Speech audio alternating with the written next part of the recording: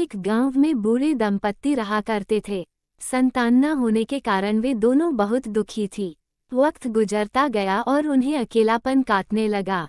एक दिन बूढ़े आदमी ने बूढ़ी दाई से कहा, कब तक हम अकेले रहेंगे? अब मन नहीं लगता, घर काटने को दौड़ता है। क्यों न हम एक बकरी ले आएं? ये तो बहुत अच्छी बात कही तुमने। बूढ़ी दाई खुश होकर बोली। उसी दिन बूढ़ा बाजार गया और 4 कौड़ी देकर एक बकरी खरीद लाया। 4 कौड़ी में खरीदने के कारण उन्होंने उस बकरी का नाम 4 कौड़ी रख दिया। वे दोनों बकरी के घर आने से बहुत खुश थे। उनका अधिकांश समय उसे खिलाने पिलाने में बीतने लगा। वे कहीं भी जाते, 4 कौड़ी उनके साथ जाती। वो उनके परिवार का हिस्सा बन गई थी। लेकिन अधिक लाड़ प्यार का नतीजा ये हुआ कि 4 कौड़ी मनमानी करने लगी। वो आस पड़ोस के किसी भी घर में घुस जाती, उनकी बाड़ी की सब्जियां खा जाती, जिससे सारे पड़ोसी परेशान होने लगे। अब आए दिन पड़ोसियों की शिकायतें घर आने लगी। बूढ़ा आदमी और बूढ़ी दाई 4 कौड़ी की शिकायतें सुन सुनकर तंग आ गए। एक दिन बूढ़े आदमी ने बूढ़ी दाई से कहा, इसकी मनमानी बढ़ती जा रही है, इसे जंगल में छोड़ आता हूँ। बूढ़ी दाई को ये बात जंची नहीं। वह बोली, इस बेचारी को जंगल में क्या छोड़ना, दिन भर घर में रहती है, इसलिए मनमौजी हो गई है। इसे अब राउत के साथ चरने भेज दिया करेंगे। दिन भर जंगल में रहेगी, शाम को घर आ जाएगी। घर पर कम रहेगी तो किसी को परेशान भी नहीं करेगी। बूढ़ा मान गया और उसी दिन राउत से जाकर 4 कौड़ी को चराने की बात कर ली। अगले दिन से राउत 4 कौड़ी को जंगल में चराने ले जाने लगा। लेकिन कुछ ही दिनों में वह उससे परेशान हो गया, क्योंकि वह उसकी कोई बात नहीं सुनती थी, इधर उधर भागती रहती थी।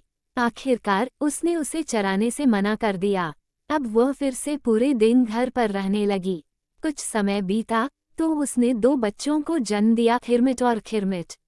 अब तो पड़ोसियों की ओर आफत आ गई, क्योंकि 4 कौड़ी के साथ हिरमिट और खिरमिट भी उन्हें तंग करने लगे। बूढ़ा आदमी और बूढ़ी दाई परेशान हो गए और उन्होंने 4 कौड़ी को उसके बच्चों सहित जंगल में छोड़ दिया। जंगल में 4 कौड़ी अपने बच्चों के साथ मज़े से दिन गुजारने लगी। वे दिन भर जंगल में घूमते और फूल पत्ते खाते और रात में किसी पेड़ के नीचे सो जाते। इसी तरह कुछ दिन बीते। एक दिन एक बाघिन ने उन्हें जंगल में देख लिया और उसके मुंह से लार टपकने लगी। वो हिरमिट और खिरमिट को चटकर जाना चाहती थी। 4 कौड़ी समझ गई कि बाघिन का इरादा क्या है।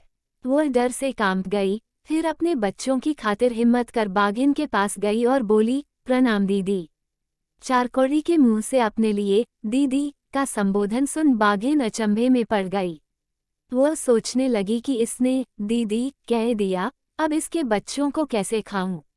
उसने 4 कौड़ी से पूछा, कहाँ रहती हो? रहने की कोई जगह नहीं है दीदी।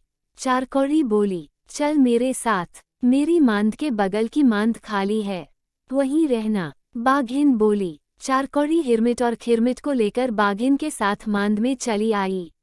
वह समझ गई थी कि बाघिन उसके बच्चों को नहीं खाएगी, क्योंकि उसने उसे दीदी कहा है।